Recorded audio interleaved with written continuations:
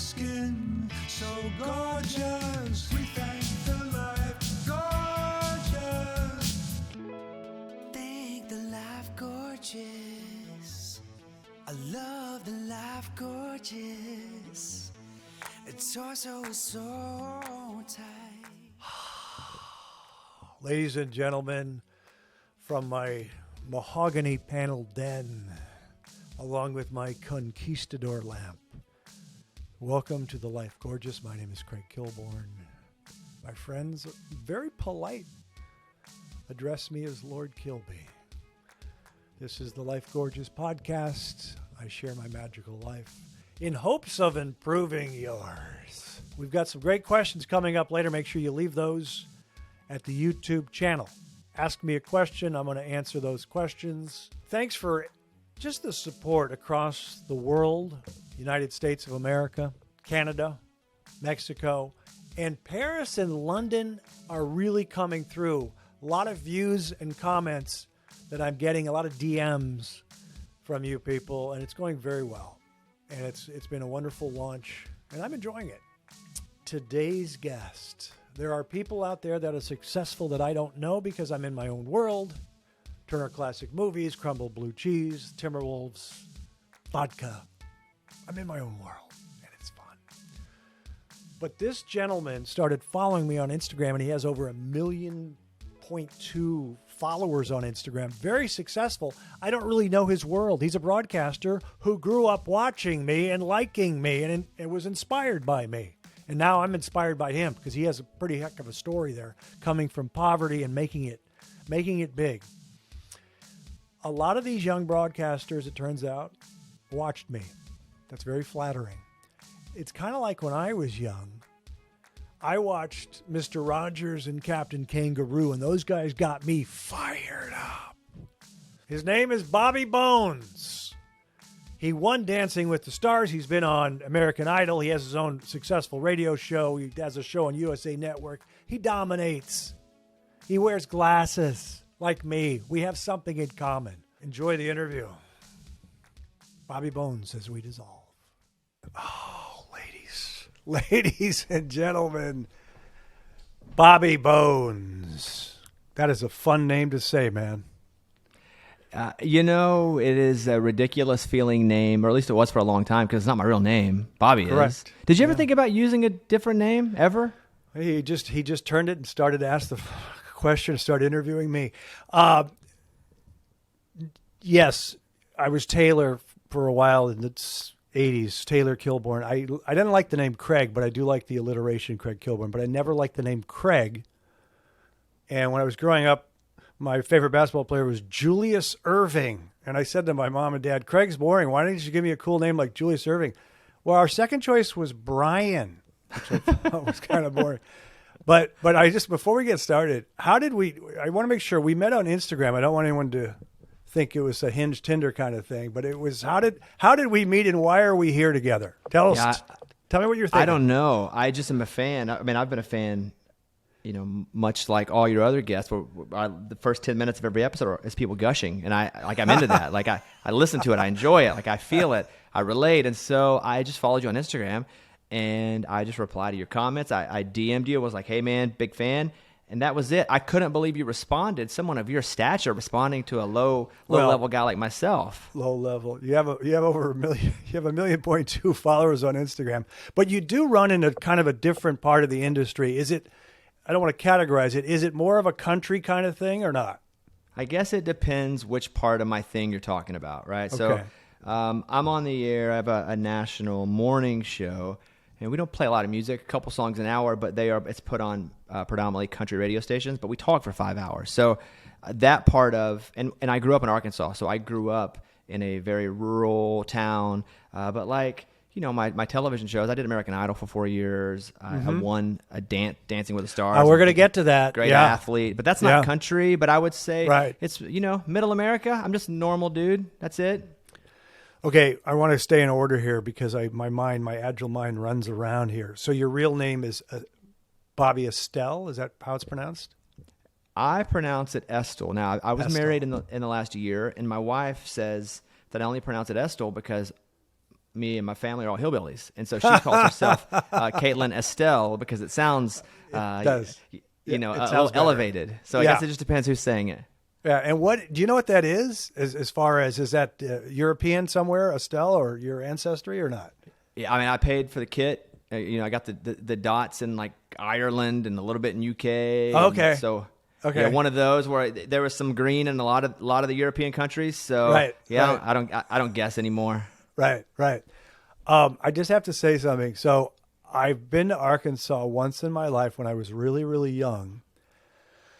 So I was born in Kansas City, but I grew up in Minnesota. I lived in New Jersey, and but I grew up in Minnesota. Kansas City, New Jersey, 4 years old, Minnesota for the rest of through high school. But we took a trip. I think my mom, who was from Olathe, Kansas, I think her aunt lived in Arkansas. But I had a fond memory. I was really young. Eureka Springs. Have you heard of it? I've been there. You know, growing up in Arkansas, you see it all if you play ball. Because, Yeah. you know, playing Legion baseball or playing football, the state's not that big. Right. And so you travel all around. In Eureka Springs, we would go up and play teams in the north part of the state. And the Passion Play was up there. And, you know, so we would go up every couple of years. And they had what did you do? There were little shops and stuff. Is that what you guys did? Well, with your aunt? You got to remember, my memory is, I mean, I may have been 7 or 8, but I thought my favorite city in the United States is San Francisco. It's built on these hills. It's just European. It's crazy. My memory was Eureka Springs was a small little town on hills with little shops. Is that wrong or not? That's pretty accurate. It's a small little town on small hills. You bring up something, though, interesting to me, that you're going to memories at 7 and 8 years old, and you're struggling with that. Like, my memories are pretty good at 7 or 8. Really? Like, when does your first memory start? Is that around the time that you have memories? And what happened to you at 4 that keeps you from remembering all those years? You're asking the right person. I'm a deep thinker, Bobby. These are deep questions. That was a joke. I don't remember living in Kansas City, but I was only 2 years old. Then we moved to New Jersey, where I was 3, 4, and 5. And then we moved, and I have memories 3, 4, and 5. In fact, I can tell you my first joke I ever wrote was when I was 5 years old, when we were moving to Hastings, Minnesota, and we were packing up the kitchen. We were taking stuff out of the cupboard. My dad was like, "Why do we have so many Jell-O pudding boxes? We have so many of them here. What is going on?" You know, to my mom. And she said we had a coupon. We had a coupon, and I said, "Yeah, she bought a bunch of cat food because we had a coupon, but we don't even have a cat." That was 5 years old. Craigers. That's better than the jokes that I write now. I have 2 theater shows this weekend, and I'm going to steal it. I'm just going to act like it was mine because I'll do the shows before this even airs. That's funny. No, so why did you ask that question about memory? 'Cause it's interesting to remember when our brain starts working. Is that what you're saying? Yeah, and I have some idiot friends who swear to God they remember coming out of the vagina and seeing a light. Honestly, they swear to me. They're like, I promise you, it's like all I felt was a heartbeat, and it was black, and I saw a light. And I'm like, you're out of your mind, like you may have thought. But I like to read books on how the brain works and sleep and dreams. But my very first memory ever is at about 4 and a half. I probably not 5 quite yet, but it's always interesting to me people's first memory, and not so much what the memory is, but how old they were, and is it real, or do we just kind of imagine? Have we filled in the little gaps ourselves as we got older? Well, I don't like pressure myself to remember, but I have memories. I had back in New Jersey, again, 4 or 5, I had a toothache. I had some kind of toothache, and my dad had to go somewhere. It was at Christmas time. We had to go. I guess we were going to go see Santa or something, even though I had a toothache. And he said, "Let's bring this pillow, son. Let's bring this pillow." And then we got there, and some adult helped me, and my dad went away. And then I went to Santa, and my dad had used the pillow, and he was playing Santa. He took his glasses off, and I looked up. I go, "Oh my God, that's Dad playing Santa." But that's like trauma. That's trauma stuff. It is, even though that's little T trauma. Ladies and gentlemen, when anyone sends you money, or if you need to get paid back, always ask for Zelle. With Zelle, the money goes straight into your bank account. And it works even if the sender banks somewhere different than you in the U.S. You can probably tell by looking at me that Kreger's likes to eat out. A lot of French restaurants. Sometimes my friends pay. I don't like that. Afterwards, I use Zelle and I send them money. I ordered a lot of food. Sometimes we go down to the park and have a barbecue. Afterwards, we all pitch in. I use Zelle. I send hundreds of dollars to my friends. It's kind of a rush. I'm in the park eating barbecue wearing linen. Life is good. The money sent goes straight into your bank account, typically in minutes between enrolled users. You don't have to download another app because it's probably already in your banking app. It's in over 1,600 different banking apps. Always double check that the sender has your correct U.S. mobile number or email address so the money goes to the right place, straight into your bank account. Look for Zelle in your banking app today. My name is Kreger's, and things are going very, very well.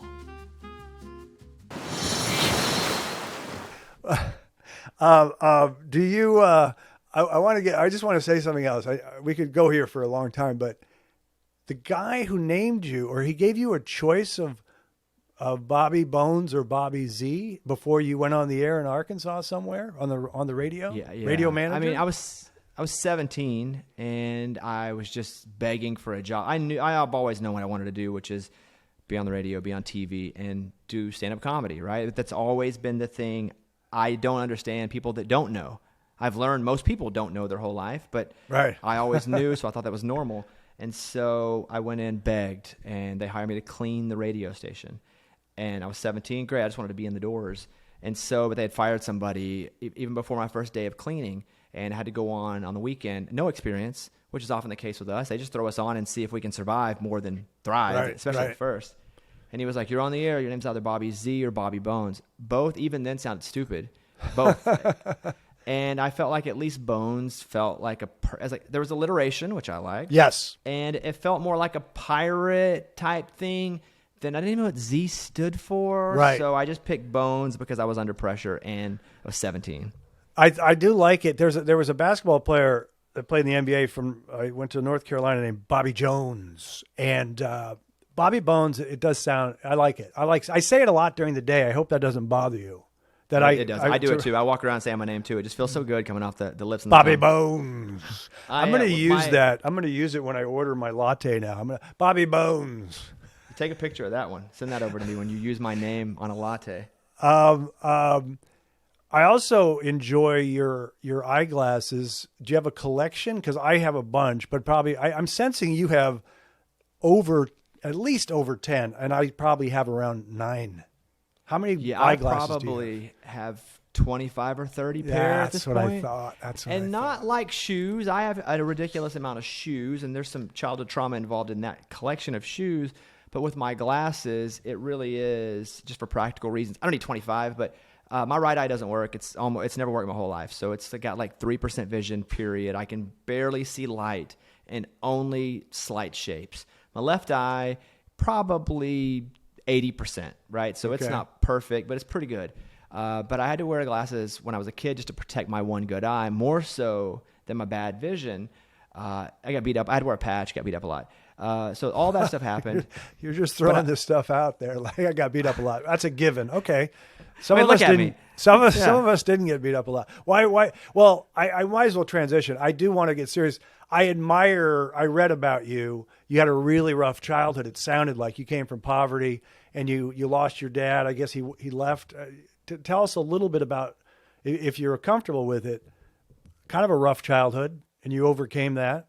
You know, what's funny is, I used to be so resentful of just other people that had parents, honestly, or 3 meals a day, that kind of thing. But I'm super grateful for it now because I can do so much with it because it's empathy more than sympathy. Like, that's like my superpower. And like, I'm the best at being empathetic. And that's a weird thing to say, but you go through a bunch of crap, you start to be grateful for it. And you're like, dang, you can actually affect change in ways. And so, yeah, that's my biological dad.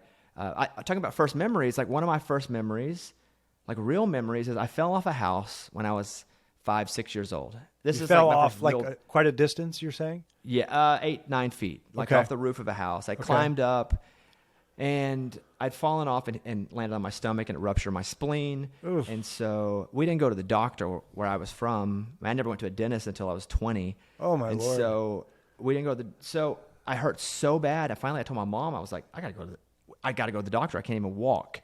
So I went to the emergency room and they were like, you've ruptured your spleen. And I was internally bleeding. And I remember this. It's like a colorful memory.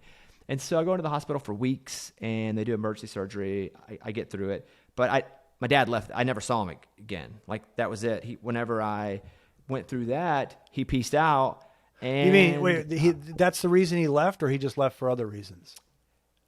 Well, we don't know. That was probably a big reason he left because that had happened. Right. But my mom was 15 when she got pregnant, and he was 17. So they were also very young. Right, and I think I've also gained some grace as I've gotten older too, to just not hate. Right. So he was gone. Until I wrote my second book, I never met him, but I forced myself to go and meet up with him again as an adult. But he was out for all of my life. My mom was an addict, and she was in and out of my life. She loved me, but she had real addiction problems. She died in her 40s. My grandmother adopted me for a while. So there was a lot of that. And I think had you asked me this 5 years ago, it'd have been in a much angrier tone, or at least like sad, resentful tone. But I'm so freaking proud of what I've seen now in hindsight, what I was able to get through, and that what I can also talk to other people about. Because, I'm not that really great at anything, but I'm good at things and I work real hard, and I come from a place that I can go, hey, you can do this too. So yeah, it was rough, but you got to go through some crap to have some strength. And now I feel like I'm as strong as anyone. I love your positive attitude. It's one of my favorite things in life is when people have a positive attitude, because I worked in television and there were some, people with mood swings and very bitter people. And I honestly, I've told this before, but I had to look up, are some people just born happy? I just find out science says that. I did. And it said some people are just born happy. Do you think you were just kind of born happy, or you said you had to go through some anger, or what do you think? Yeah, I don't think I was born happy. I am lucky to have been born smart. And that's such a generic word. Right. Nobody in my family ever graduated high school.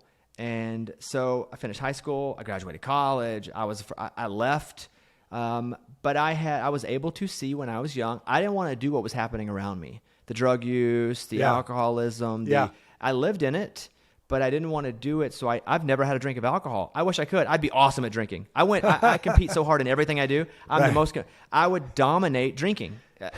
It would be something and I would win. And so that's very funny. I have a friend who said, he does stand up. He's like, looks like I'd be good at smoking pot, but I don't smoke pot. But are you saying you've never in your life had a drink, which was extremely admirable and smart, especially if it's in your alcoholism is in your family. Alcoholism is in your family.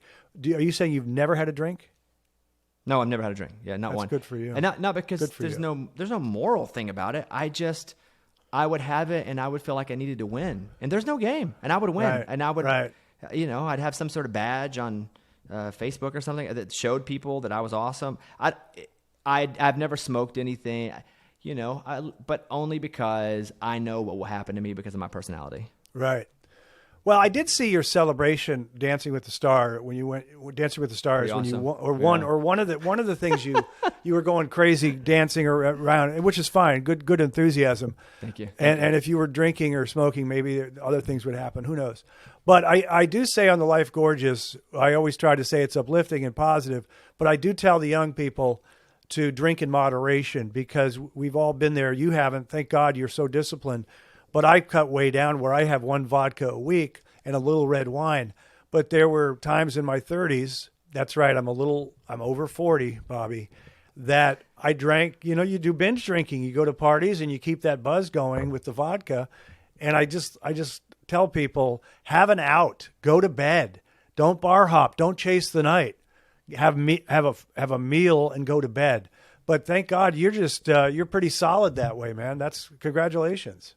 Only in that way. But when you talk about you in your 30s, and this is, if you don't mind me asking you a question, you've kind of led me there, because in a way, some things I'm doing are parallel to the great things that you have done. And I think that's why I'm drawn to your personality, your skill set, and have been always. When you're in your 30s and you say you're binge drinking, did you ever have a spot where you started to feel almost invincible because of the fame and the money that you never had, and you were elevated to a place that was so unfamiliar that you started, looking back, acting unfamiliar to yourself? Well, it's a good question. There's this saying. I'm going to say no because I'm from the Midwest. My parents were married forever. My dad passed a year ago. They were married since they were 23 to each other. And there's something where I'm down to earth. Doesn't mean I didn't have fun, but I never felt invincible. But there is this saying for other people, when they become famous, you give them 3 years to be an asshole. They get 3 years to be an asshole. Or we can say jerk if we don't want to say asshole. And you just have to be careful. But I was pretty disciplined. So I'm going to say no. I never felt invincible. I was careful. I mean, I didn't do drugs. I'm a square. The people who don't smoke pot, like myself, we're squares, even though some people will argue, and I think they're right, that pot is better for you than alcohol. It was illegal when I was growing up. And then I like to joke that the romance of I love a martini glass. I like seeing Cary Grant hold a martini glass as opposed to a bong, which I don't find visually exciting. So I was pretty disciplined. I was going to say, I wanted to ask you if you played sports growing up, because that'll keep kids active. Did you play sports? I did. And, my high school football coach was very much a father figure type person to me, so much so that he's, been in books that I've written, and we still maintain contact. So I played football. I was I was a high motor guy. I catch a lot of balls. A sneaky athletic. Right. And played baseball. Was a pretty good baseball player. When it was time to go to college, I probably could have played like a D2 school baseball, not football, because that would have been fun, man. That would have been fun. But I was working. I had to figure out how to pay for not only college but my car insurance and my ramen noodles. So it was like straight up 15, 16. I was on my own for the most part. And I knew that my career was not going to be playing sports as much as I love it. It's been, I did years and years of sports radio on Fox Sports, and I covered the draft for ESPN, and I have a sports podcast now that we've launched just with DraftKings for fun. So sports is a major part of my life, but it was a big part of me learning discipline and me having some sort of father figure early. But yes, massive. Did you like music or play musical instruments growing up? Love music, still I'm massively into music, but I never played an instrument until I was about 20 years old, and I would do stand-up and I would do songs, but I would do other people's music, like parodies of songs, and I would even use tracks. So I went to a pawn shop, $50. I was broke, too. It was in the middle of college. $50, and I bought me a guitar at a pawn shop and a chord page at Walmart, and they used to have the poster racks, and you click, click. They have big posters. So I learned how to play the G, the C, the D, the A's, and the E's, and I would then go and do little hosting spots as I did my radio show at night. And so I would play these songs because I wanted to write my own songs because I wanted to own them. And at about 20 years old, I started to play music a bit. And now I play music a lot and tour even. And so it's, for me, been a big part of keeping my brain like still learning, because music's hard because I don't have a music mind. But yes, I love music. Did you really see your grandma naked? Your grandmother naked? Many times, because I'm glad you asked. She was my mom for a long time. So I remember seeing the wrinkles and all. It was wild. I remember going, is that what a naked body looks like? And so that was my first naked woman, my grandma. And that's a song. That's a song Bobby sings. I saw it at the Grand Ole Opera. So that's your song, right? That's your song? Okay. Yeah. That's it's a gem, man. That's a gem. Thank you very much. We've had to say no to a lot of Grammy talk, just to the talk. Are you joking? Just to the talk. Okay. Yes, of course. Yes, nobody gives a crap. It must be fun. I mean, it sounds like you're one of the hardest working guys out there. It sounds like you outwork people. So how many hours a week do you work, and what do you do besides the radio show? What do you do? I do the radio show in the morning, which is 5 hours live, and then obviously an hour and a half each day there. I have a couple of different podcasts that I do, but who doesn't do that? But that is hour consuming. I tour and do stand-up, and I do music inside of my stand-up. So I do that. I've written 3 books that are bestsellers, which has been pretty cool. I didn't know how to write a book, and I the book, I had pitched a kid's book, and the book company said no a bunch of times because I'd done a kid's music album that had done so good that Cracker Barrel, the crown gem of the South, Craig, Cracker Barrel. I've been there. Yes. They have them in Arizona. Boom. They bought my kid's album, and I was like, wow, that's easy. So I'm going to write a kid's book. Nobody wanted it. On my last stop, the book company said, hey, you have a pretty interesting life. Would you write about it? I'm not a Kardashian. Who wants to read about my life? So I didn't accept the advance. I wrote half the book, the 30,000 words, and they said, we would like to publish this. So surprising to myself, it was like a 4-week bestseller. So I wrote a second one after I did a TED Talk, and that's the one where I went back and met my biological father, and it's called Fail Until You Don't, because that's just kind of my motto. I'm just not good at things until I do it enough times badly. Right. And so then I wrote a kid's book a few weeks ago. It came out, and again, I've been very fortunate that people relate to me and think I'm funny, and that's a weird combination because people see themselves in me, which is awesome, and I see myself in the folks that I talk to and I represent. So it's been pretty cool. I hate writing books. Every time I do it, I say I'm never doing it again. It sucks. A lot of work. Yeah, it sucks. It's the worst. People relate to you. Nobody relates to me except once I saw Leo DiCaprio, and he came up and he said, I relate to you. And that was it, because Peter O'Toole had passed away. I did want to ask you, because I've heard you say it twice, you're meeting your biological father, if you're comfortable talking about that. There was a girl that I used to hang out with, and she didn't know her father. And then she told me, she said, well, I did see him a few years ago. I had a meeting set up, at some coffee shop. I said, how did that go? And she goes, it wasn't anything. I just left. So it was very disappointing for her. What was it like for you, if you're comfortable talking about that? Well, first off, I'm comfortable talking about anything you want to talk about. Okay. I found that me just saying everything I feel, one, I can't remember if I lie, I won't remember it, so I don't lie. Like, I'm not too good to lie. I would create it, but I just can't remember anything that I've embellished. I just say it, and if I can't remember, I just go back to how I feel. So I'll talk about whatever. But yeah, my biological father left when I was 5 or 6, and I never saw him, and I villainized him. I mean, he was vilified as hard as I've ever. Anyway, he was Bane. He was Bane to Batman to me.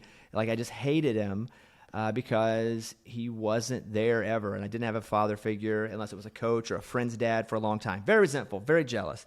Never got to play catch. I just threw it at the wall, outside.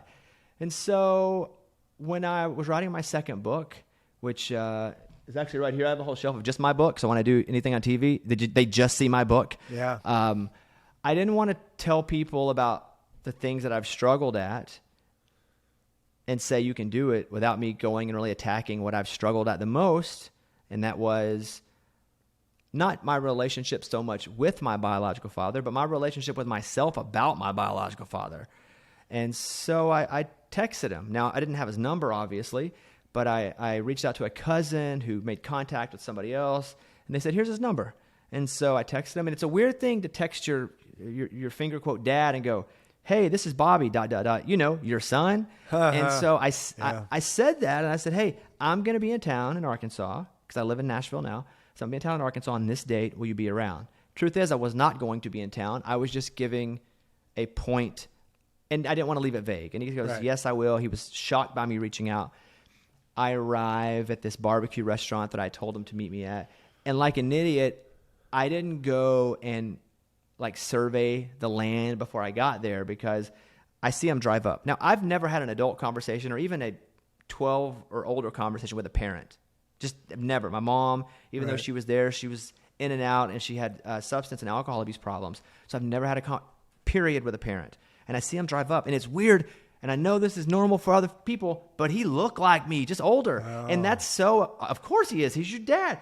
I've never been around anyone that is like my blood that looks like me. Right. And so I was weirded out a little bit. That was great looking, by the way. It was amazing how just physically charming he was. Right. And so he walked in, and I walked in, and the barbecue place was where you stand in line and you order up front. So we're awkwardly standing in line. That's the worst, standing in line. It's like going on a first date and having to stand in line. Yeah. There's just a lot of small talk that's happening. You got people around you. You ain't talking about anything but like the smallest, least consequential things.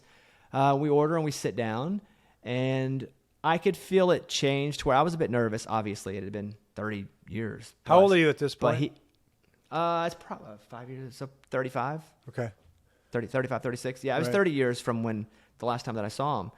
And I could feel his demeanor get really scared and nervous. Not that I was going to hit him or anything, and it's, in crisis situations, this wasn't particularly a crisis, but in crisis situations, if there's people start to fill out roles. If somebody's scared, somebody else almost naturally goes into the savior. And so we're filling these roles at the table, and he's scared, and I feel like, wait, now I got to be the one to carry us through this. And so we're having conversations, and we're talking about, the trouble that he has been in and his decisions and what he's doing now and how he's cleaned up. And it was, to me, the moment that I realized he was just a young person that made a couple bad decisions and was very stubborn and embarrassed. Yeah. And it was then, although I'd seen him physically and he looked like me, it was then though I actually saw myself in him, because I make very stubborn decisions, and at times I'm embarrassed by the things that I do too in a different way. And I was like, God dang, like he is me. I didn't hate him anymore. I left there, and we're not close now at all. We'll exchange a text occasionally, but I don't hate him. And that to me was like a weight vest coming off of my body. Absolutely. So it's awesome. It was awesome for me to not be able to hold that hate in my heart all the time. Right. That's positive. I was wondering if it was definitely good for you. And you think he got something out of it as well?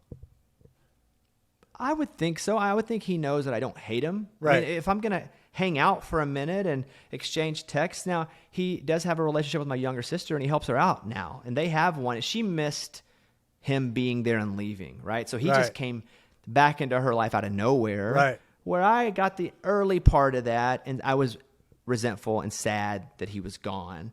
He helps her now, and they're pretty good. And I love that he will do that. And so, I'm all good. I don't need another dad. I don't need a dad. Right. But we're all good now. That's a great story. I thank you for sharing that. It sounds like you're wise when it comes to therapy. It sounds like you kind of know this stuff. Yeah, I've been in. I didn't even know what therapy was until I had insurance, honestly. And they were like, they'll pay all but $10 for you to go to a therapist. Right. And I'm like, what kind of therapist? Like a massage? Like I know. And that would be a deal, by the way. That for $10, that would be a major deal.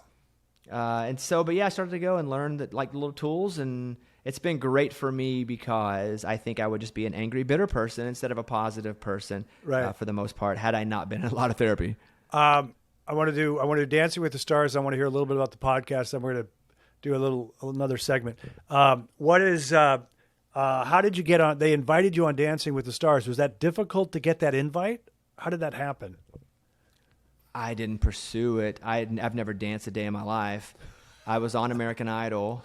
Oh, that's okay. I was that. Yeah. Yeah. So they were like, hey, go over to Dancing with the Stars. They'll kick you off in 4 episodes. Nobody wins that show that doesn't have dance experience, and you'll be back on American Idol.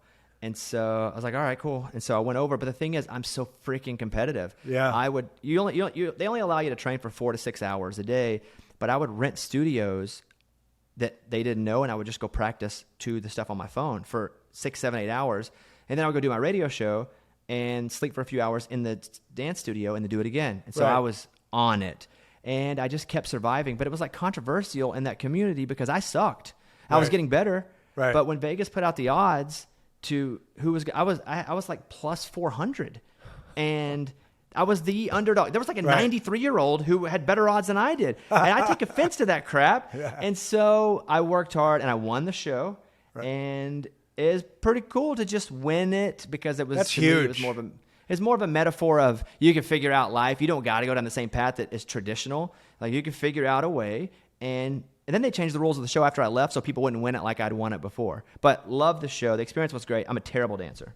Okay. So you don't dance too much now, but you for that moment, you figured out what you had to do. I figured out if I could just dance okay. Right. And I would win the people. Right. Win the people. And I did, and I was pretty authentic on the whole situation. It was awesome. I mean, listen, I have the mirror ball in my house. I love it. It's to me, it's a cool trophy. My wife gets annoyed by it, but it sleeps between us at night, so it's hard for her to put her arm over both of us. But other than that, it's been awesome. What's the football podcast with DraftKings? What's that? It is called 25 Whistles, and I named it that because I'm only doing 25 episodes and I'm quitting. I'm retiring. I'm going to Kilby this. Yeah. I'm just going to walk out Yeah. and be like, I'm at my peak. I'm out of here. Right. And so, they had been pursuing me for a while, and I'm one of their spokespeople in media anyway, but they've been pursuing me to get back into sports. And so I just didn't have time with my new TV show that's out. I was doing a lot of press. I said I can do it once a week, and then I'm quitting. So I'm going up until the Super Bowl. It's called 25 Whistles, and it's good. It's a really good show, and I don't think many things I do are good. This is a good show, and we have great guests. It's cool that people will say yes to being a guest on it. Dan Patrick came on, which is cool. I don't know him. He just said yes, and I was like, really? So it's pretty neat that I have some sort of weird, like, I'm like in the purgatory of fame. Like, I'm not famous, but I'm not famous. And so you're famous. people You're famous and you're clean cut. And I still think it's the glasses. I think it's just you look earnest and you look like a nice guy and you're funny and you saw your grandma naked and you survived. I mean, you fell off a roof and you survived. You're a survivor. All right. Can we do this little segment here called renaming it now because I had it called something else. It's called the Lord Kilby Quiz. Simple questions, profound insights. So that's pressure on me with the insights, though. Yes, I've heavily researched these questions that will reveal the soul of Bobby Bones. I love saying that name.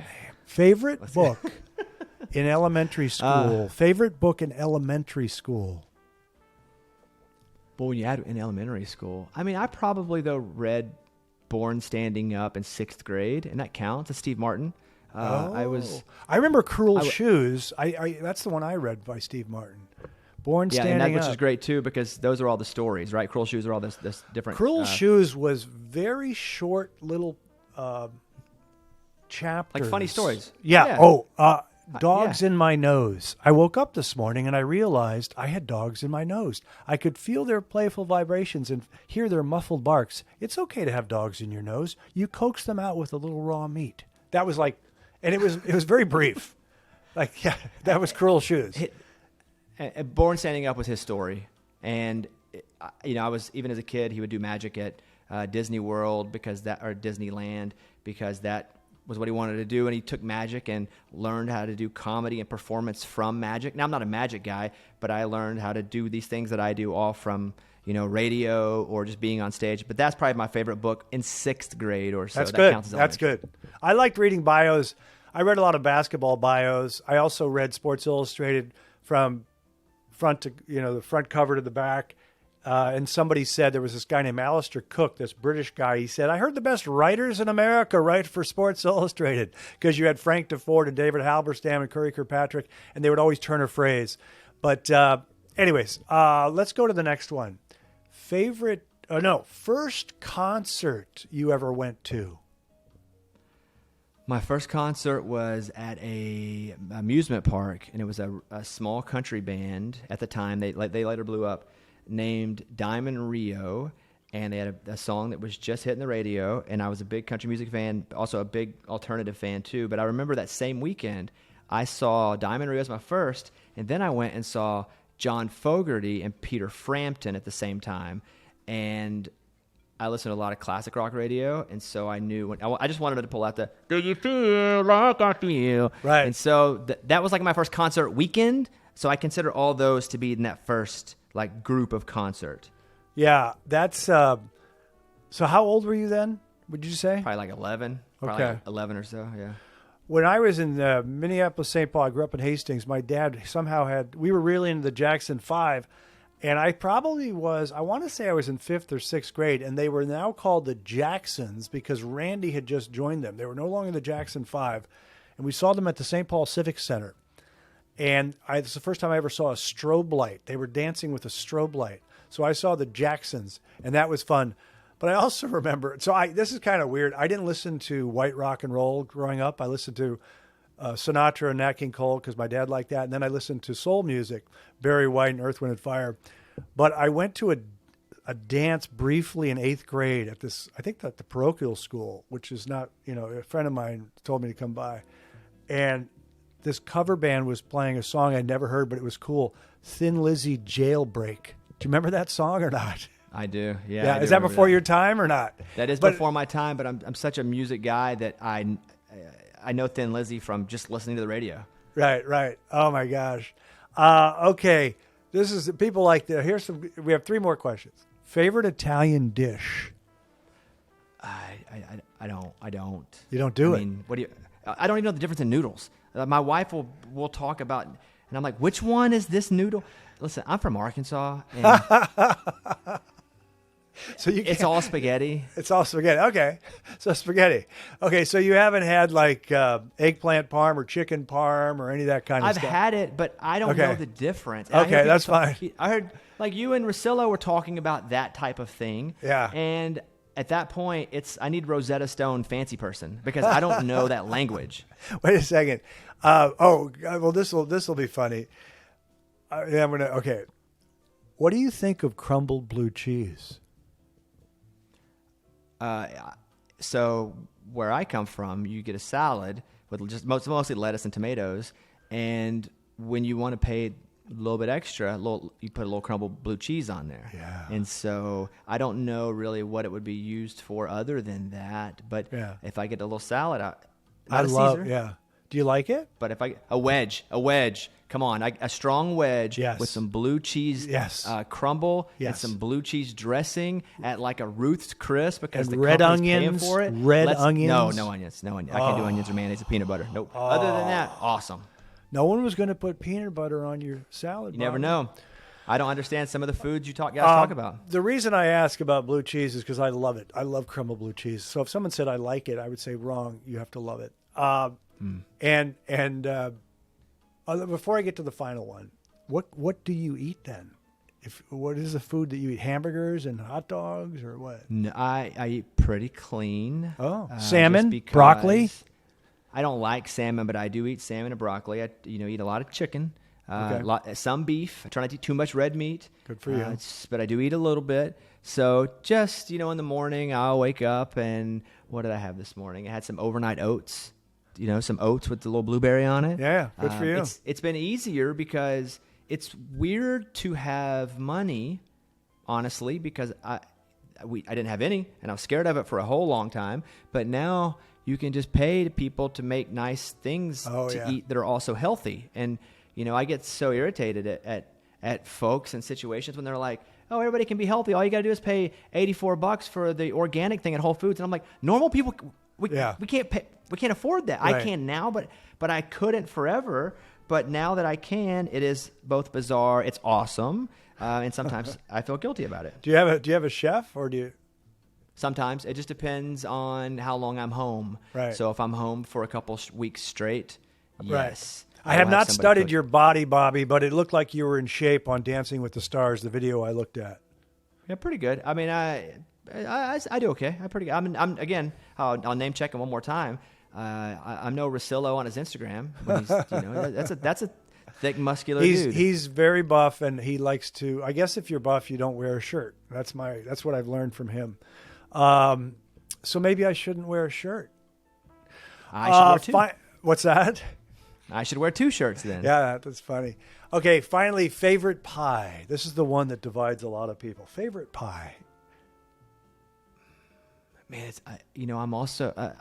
I love pumpkin pie. So do I. Oh, you've heard my podcast, though. But yes, I love pumpkin pie. But I love pumpkin pie. Yeah. Mostly you get pumpkin pie and it's seasonal. Correct. Because it's hard to find a good pumpkin pie in February. That's why you never get sick of it. Yeah. But cherry pie if it's not in the fall. I love a good cherry pie. Okay. My dad liked cherry pie. Interesting. Some of the fruit pies are fun. I like all the apple cobblers with and the peach cobbler, but those aren't pies. But yeah, those are good answers. We're going to take a break. When we come back, top 5 movies of all time. We'll be right back. Ladies and gentlemen, when anyone sends you money or if you need to get paid back, always ask for Zelle. With Zelle, the money goes straight into your bank account. And it works even if the sender banks somewhere different than you in the U.S. You can probably tell by looking at me that Kreger's likes to eat out. A lot of French restaurants. Sometimes my friends pay. I don't like that. Afterwards, I use Zelle and I send them money. I ordered a lot of food. Sometimes we go down to the park and have a barbecue. Afterwards, we all pitch in. I use Zelle. I send hundreds of dollars to my friends. It's kind of a rush. I'm in the park eating barbecue wearing linen. Life is good. The money sent goes straight into your bank account, typically in minutes between enrolled users. You don't have to download another app because it's probably already in your banking app. It's in over 1,600 different banking apps. Always double check that the sender has your correct U.S. mobile number or email address so the money goes to the right place, straight into your bank account. Look for Zelle in your banking app today. My name is Craigers, and things are going very, very well. And we are back with Bobby Bones. Bobby, you had an assignment. I can't wait to hear this because this will be different. I hope I've seen some of your movies. What are your top 5 movies, Bobby Bones, of all time?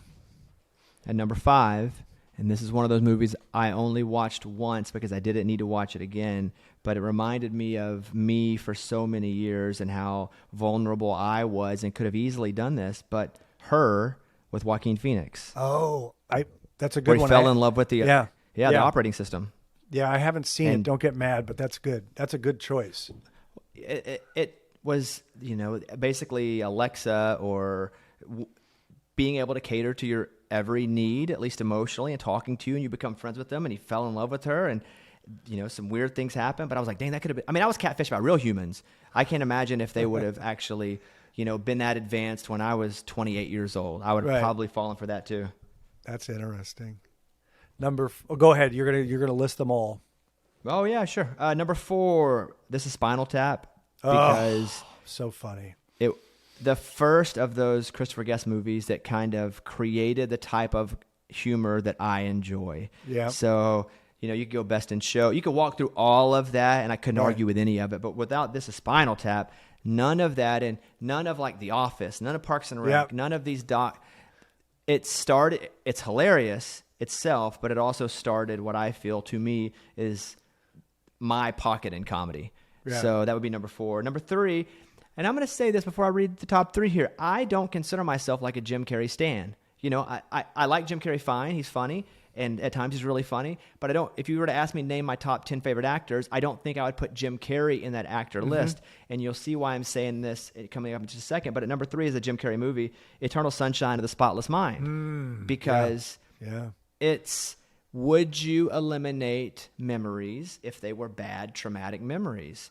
And in that, there's a couple that's together and they can forget each other as they break up. And it's that question that is often bigger than my mind at times. Like, would I have cut out a lot of the crappy stuff that's happened to me or my friends if they could? And I would not. Right. Because I get to stand here as somebody who has been through it, come out the other side of it, has stories to tell, some pains, but also like I'm so freaking pumped that I made it and other people can too. But that movie to me that long ago, I was just like, holy crap, this is like I felt that in a very deep way. Now that's Jim Carrey serious. That's the first time I'd seen Jim Carrey serious, I think. Number 2 is The Truman Show. I got 2 Jim Carreys in a row. Wow. And how right on, how predictive almost of society now, even though it's not exactly the same. But when Jim Carrey's in The Truman Show and all the cameras are watching him all the times, now he doesn't know. He figures it out. Right. But first of all, there are cameras watching us all the times and we don't know. But also, it's like people are living their lives under this same sort of, I won't say microscope, but camera lens, watching them all the time if it's on social media. And at times, I do a similar thing. But it was ahead of its time. Love the idea of The Truman Show. I saw that. And at number 1, Man on the Moon with freaking Jim Carrey. Wow. Andy Kaufman is I told you, I can't believe it. My top 3 movies are Jim Carrey. Wow. I'm just a massive Andy Kaufman fan as far as he stretched and some of the stretching he did, he bombed out and it was awful. But him doing that, it was awesome and it was fearless. Right. And, I've done things. I got fined $1 million by the FCC. Wow. What did you do? Oh, I read about that. That was you did the sound, the emergency sound accidentally on your broadcast. Yes. It was a yes. So, yes. And the quick version of that is I was doing a little bit. It was a World Series and there was It was in maybe the DC market, and there was a home run. It was on its way out, and as the guy's like, all right, 3-1 pitch. All right, deep right field, it could be. And then it goes to the EAS right then. And I could not believe that happened during a World Series. And I was talking about it, and I was doing other situations like, all right, looks like we're going to land. All right, that's one small step for. And I would play the EAS, cutting off really famous 4 score and 7. So you get the bit. It wasn't anything that was groundbreaking. But what happened was I pulled that off a very safe place, I thought. But the EAS alert triggers stations everywhere around the country. I locked up so many cities and radio stations. I locked up ATTUverse. Yeah. And if you don't unlock it, because I only played it for a few seconds, it unlocks and then it locks and unlocks. If you don't unlock it, everybody just stays locked. Wow. So I locked up stations and TV all around the country for a while. It's brutal. It's brutal, but it's fun now to talk about. I mean, like, you survived. It's a feather in your cap to being a renegade, a rebel. Bobby Bones the rebel. I don't purposely try to be. I've been in a lot of trouble as far as on the air because I've just tried things. Right. And I think that's why Man on the Moon and Andy Kaufman really inspires me because mostly it was the things he did that didn't work that I'm just like, that's so freaking brave that he would do it. Yeah, well, you're in trouble with me because I have to now have a rule that you cannot have 3 Jim Carrey movies in your top 5 for going forward with other people. That's the kind of... I think I should have that rule about myself, not just you with them. I couldn't believe it either. Let me ask you... because I find Jim Carrey obviously very funny, but the guy that I found really funny, and my generation, Bill Murray. You have an opinion of Bill Murray? Yeah, I love Bill Murray because he is unpredictable, personally and professionally. And where is he going to show up? You know, he maybe at a minor league baseball game in South Carolina because he's there a lot, and people expect him and see him there. Or I've seen him at a bar in Austin, Texas, just sitting there by himself, literally at the bar. Yeah, and so.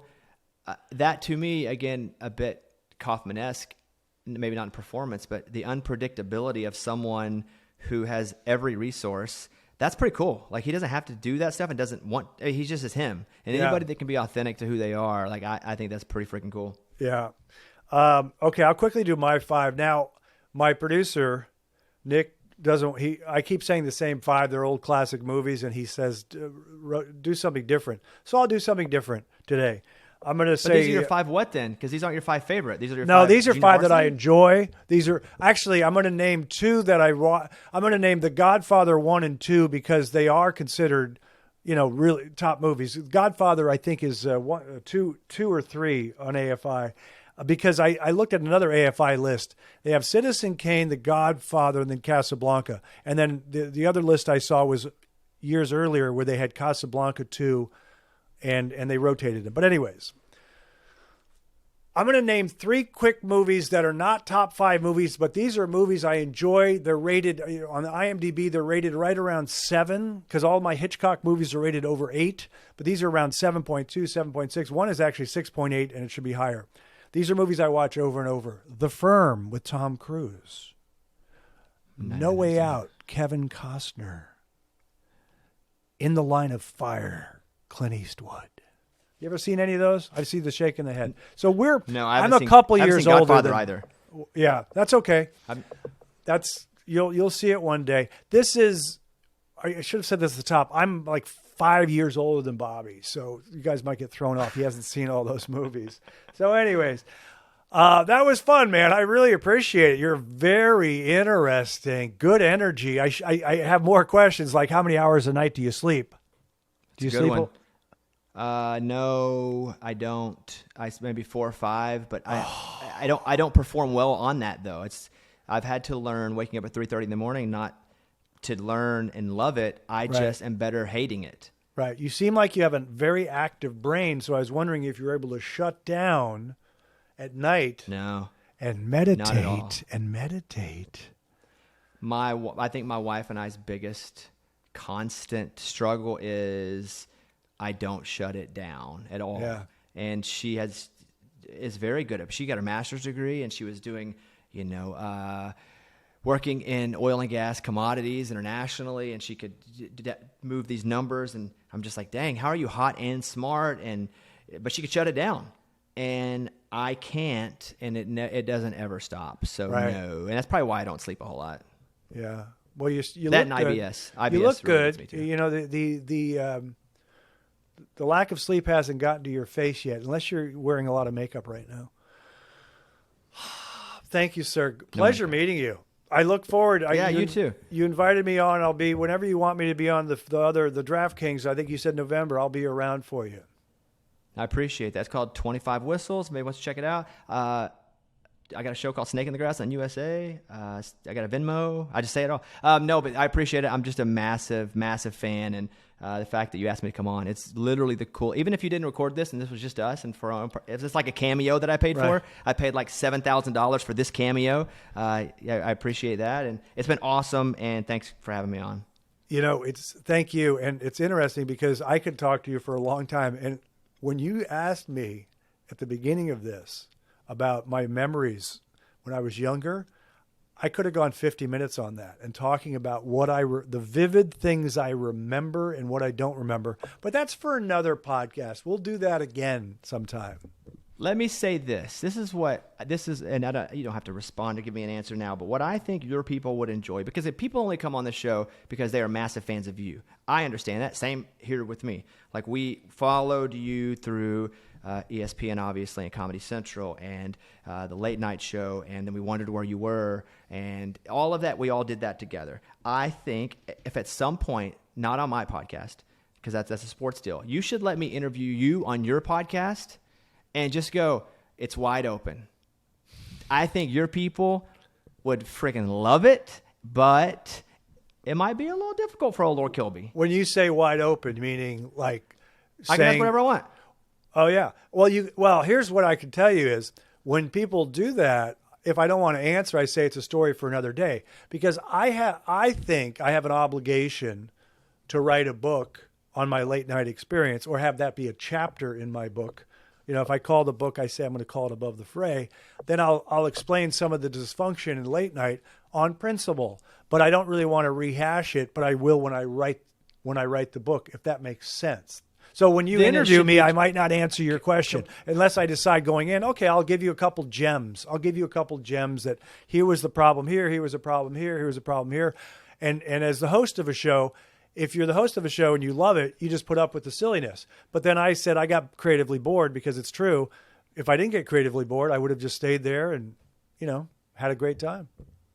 I think it could be treated a bit like a political debate, where going into it, there are some rules, but inside the parameters, you should be able to open it up. And if you said you only get 2 questions about late night, listen, this is I'm just telling you, your people are craving you. They need it. They need you. Right. And I will say, I have another question for you, because you just said debate.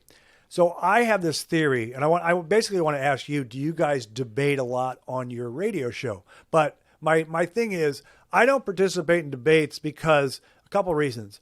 I don't want to win. And I also know if someone's a skilled debater, they can say, those numbers are wrong, Craig. That's wrong. What you just said is wrong, even if they're not accurate with that. They can just score points. If you're a skilled debater, you can argue a point you don't even believe in and score. So my question to you is, on your radio show, do you guys debate? Yeah, my radio show, my house. I love it. I can't get enough of it. I have to find competition in my life somehow. Right. So it is nonstop debate. I will know I'm wrong, and my goal is to still win. And that's every funny. day, personal and professional. That is funny. Okay, so we could go on and on. I will talk to you soon. Thanks for taking the time out, because I know you're the busiest man in showbiz. And I appreciate your time, man. Thank you. Thank you, Craig. Big fan. Hopefully I see you soon. All right, a very popular segment, Fan Questions, Ask Lord Kilby. Keep those questions coming, young people. Go to the YouTube channel and press leave a voicemail. First question, here we go. Very exciting. Very exciting. Hey Craig, my name's Arden. I used to like to watch the Late Late Show when I was in college. Weekend starts on Wednesday. Been a fan for a long while. Glad to see you back. You were talking in a recent podcast about how you like to go for drives. I'm a car guy. Got a couple classic Chevys. I was wondering what kind of car you like to drive. I'm picturing you in a Volvo P1800, but wouldn't be surprised if you've got, a surprise up your sleeve for Lord Kilby's wheels. Just curious. Looking forward to your answer. Thank you, Arden, for your question. And it's a good one. When I was a kid, real young, and I first saw the Jaguar XKE, we thought it was the most beautiful car in the world, 12 cylinders, always in the shop, etc. I'm not a sports car guy. I'm tall. In some ways, I'm simple. I say classic. I like sedans. I've had a BMW 7 Series. I've had a Mercedes S-Class. I currently have a Lexus LS Class. I'm tall. I like sedans. I like smooth rides. That's me. I like old classic Mercedes.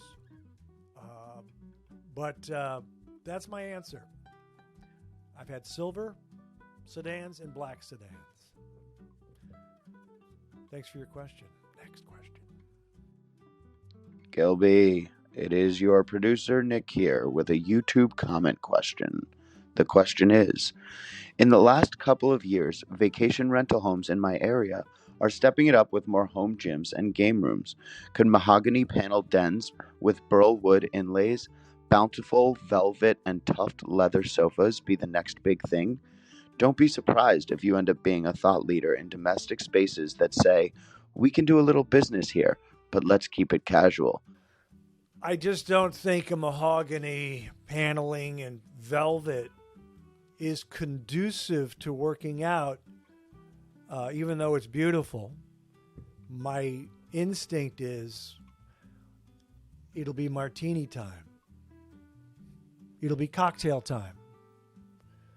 So when I'm doing squats or jumping squats, I don't know if you guys know what jumping squats are. I used to do them in the garage. That's how I was able to touch the rim and dunk a tennis ball in 9th grade. Jumping squats are squats where you actually jump up in the air with a barbell on your shoulders. Wow. So I'm going to say no to a workout facility with mahogany paneling. That's my opinion. Next question. Lord Kilby, I am back with another question for you, this time from your Instagram comments. Inquiring minds want to know if you ever frequent the great Minnesota Get-Together, aka the Minnesota State Fair. I don't live in Minnesota anymore, but make it back specifically for this event each year. Let me know. Proud of you. I love the state fair. It's huge. Minnesota believes that they have the best state fair. And I haven't gone back in years. Of course, I romanticize and think about it, and it will happen. The state fair is the end of August, beginning of September. When as a kid, they had fried cheese curds. They had the dairy building where they had Miss Dairy, butter, milkshakes. They had the Midway where they had the freak show and the rides. My brother and I had a blast. My parents would hang out at the beer garden. We'd walk around. They had the band shell, Paul Revere and the Raiders. So many memories. So to answer your question, I don't get back. I plan to, and it was a magical time going to the state fair as a young kid in Minnesota. Next question. Craig, I absolutely love your Instagram. It's the best thing out there. So unique. So refreshing and uplifting and stylish. I understand you recently celebrated a big birthday and you did it up in Carmel. I know that's your favorite place. And you went to a French restaurant called L'Escargot. L'Escargot. Can you please give me the details of that evening? What you were wearing? What time was dinner? Did you go somewhere for a pre-dinner drink? Just walk me through some details. Love you, buddy. Thanks. Proud. Great question. I mean, we want details. So I was up in Carmel for my birthday, August 24th. Dinner was at L'Escargot. Kerry Luttis, he's the chef and the owner, and he's brilliant and very talented. I've been going there for years. figs roasted with blue cheese. That's an appetizer. Sweetbreads with mushrooms and puff pastry and a Madeira sauce. Amazing. Reservations were at 6 p.m. My brother was with me, my significant other, Princess Cherry.